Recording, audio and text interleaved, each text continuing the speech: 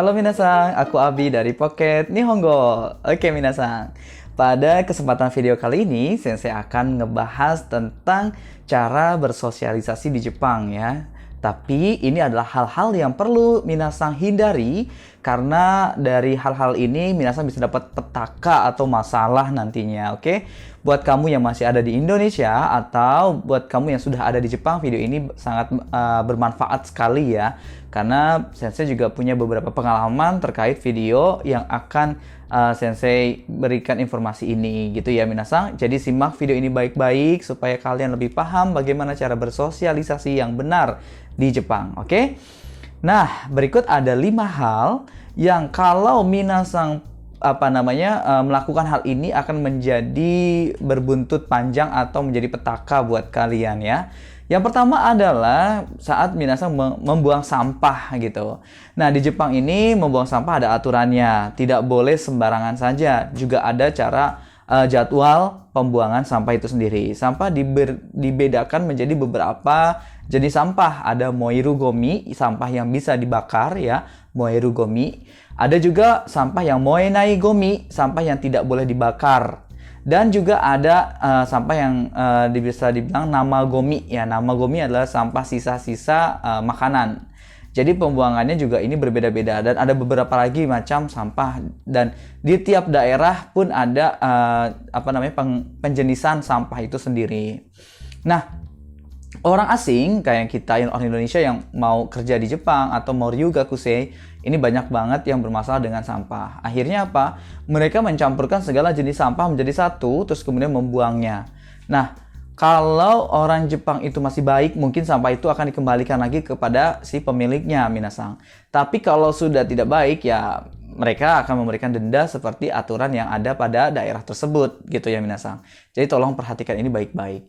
Yang kedua adalah masalah berisik, gitu ya. Di apartemen, banyak nih orang Indonesia yang mungkin karena nggak ketemu lama sama temennya, gitu kan. Begitu temennya masuk, datang ke rumah, sampai tidurnya larut malam. Apalagi di hari-hari libur, ya. Akhirnya main gitar, gitu kan. Nonton TV, nonton bola, atau main game. Ada yang beli PS, mungkin kan.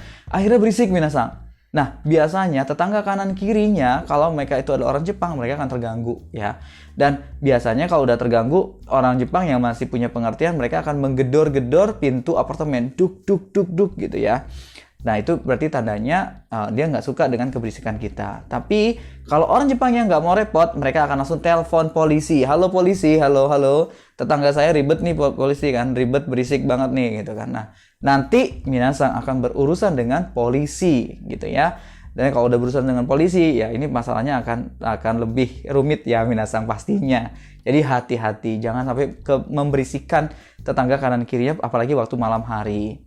Yang ketiga adalah masalah antri. Ya, minasan hati-hati juga masalah antri. Di Jepang ada beberapa seperti kombini, supa atau depato yang di situ ada tanda antri. Tapi ada juga yang nggak ada tanda antri. Biasanya terhalang oleh beberapa uriba gitu ya, tempat penjualan barang itu sendiri. Maka minasan harus lihat dulu dekat kasirnya ada antri nggak gitu. Kalau ada ya silakan mengantri di tempatnya. Tapi kalau tidak ada, hati-hati jangan sampai menyelak ya, jangan sampai menyelak antrian. Ini biasanya juga dikeluhkan oleh orang Jepang terhadap orang asing masalah antrian gitu ya. Yang keempat, masalah parkir sepeda minasan. Biasanya kita yang mau training ke Jepang, magang atau bekerja di Jepang akan mendapat fasilitas dari perusahaan yaitu berupa sepeda ya. Minasan, Sensei pernah punya pengalaman jelek nih tentang parkir sepeda. Memang tidak ada tulisan boleh atau tidaknya parkir sepeda di situ. Tetapi banyak orang yang parkir sepeda di situ sehingga Sensei ikut-ikutan deh tuh minasan. 1 kali, 2 kali, 3 kali nggak ada masalah. Ternyata pulang dari selesai bekerja, Sensei sepedanya sudah tergantung surat peringatan gitu ya. Dan di situ ada surat dendanya. Nah ini hati-hati minasan. Jadi jangan sampai kita ceroboh ya di pelajaran dari Sensei supaya minasan tidak melakukan hal yang sama ya, jangan sampai seperti itu. Tidak kalah pentingnya yang terakhir yaitu masalah aisatsu minasan, salam sapa ya. Aisatsu ini jangan sampai ketinggalan, apalagi di dalam konteks hubungan pekerjaan ya, yang kalian di situ ketemu dengan sacho, bucho, kakaricho ya, oleh hancho, nah atau paling nggak sesama karyawan. Ohayo gozaimasu Konnichiwa, otsukare sama desu. Nah, ini harus benar-benar terartikulasi dengan baik ya. Terus kemudian minasan juga harus ojigi ya. Ojigi itu mendudukkan badan, membungkukkan badan, tapi tidak terlalu bungkuk sekali, dan itu adalah penghormatan.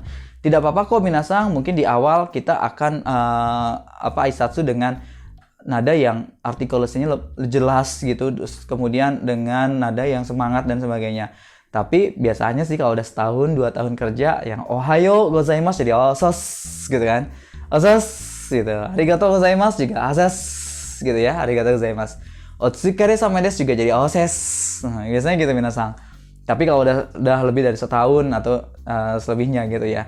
Nah, 5 hal ini biasanya minasan sebelum minasan masuk ke perusahaan yang tempat minasan direkrut itu akan diajarkan dulu di Nihongo Gakko Senta gitu ya. Nihongo Gakko Senta, tempat itu adalah tempat minasan untuk belajar tentang budaya Jepang, terus Nihon no Seikatsu tentang kehidupan Jepang dan caranya untuk bersosialisasi di Jepang.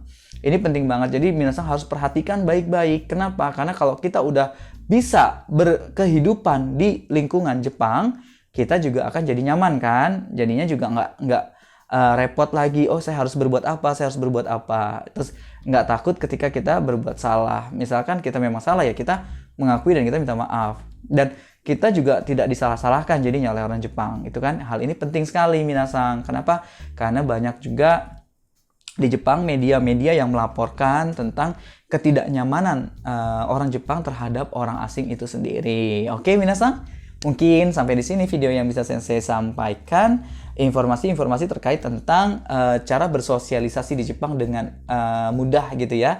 Jadi jangan sampai minasan melakukan hal ini. Jadi 5 hal tadi, kalau minasan sampai melakukan hal ini di Jepang, oh hati-hati minasan. Ini bisa berbuntut panjang ya tadi itu. Kalau udah sampai ke polisi, ini lebih parah lagi. Oke? Ja, mata aimashou. Sayonara.